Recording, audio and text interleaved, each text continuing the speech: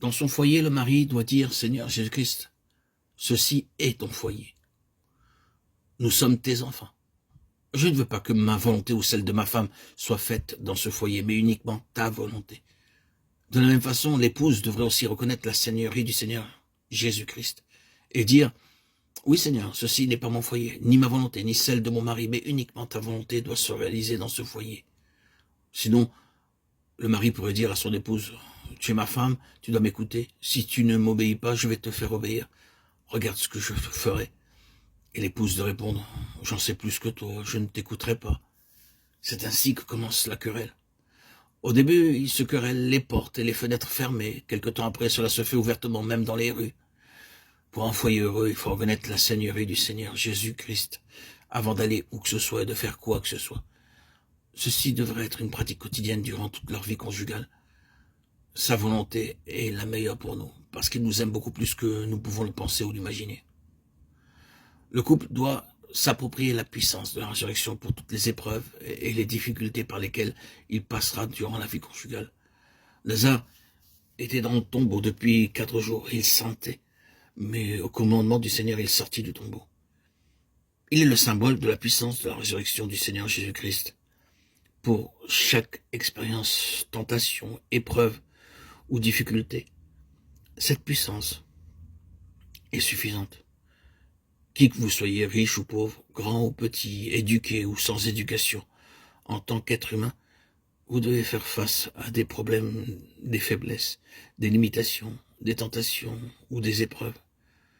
C'est notre sort commun. Le secret pour vaincre est de s'approprier la puissance de la résurrection. Les époux devraient pouvoir dire que, par la foi, Seigneur Jésus-Christ, nous sommes confrontés à cette difficulté et nous n'avons aucune capacité pour l'affronter. S'il te plaît, Seigneur, donne-nous la puissance de ta résurrection pour la vaincre. Par cette puissance, ils peuvent triompher de toute situation. Ils ne doivent pas dépendre de leur propre force, mais de celle de la puissance de la résurrection. L'apôtre Paul dit dans Philippiens 4,13, « Je puis tout par celui qui me fortifie ». Il fait allusion à la puissance de la résurrection. Dans Philippiens 3,10, il dit, « Ainsi je connaîtrai Christ et la puissance de sa résurrection ».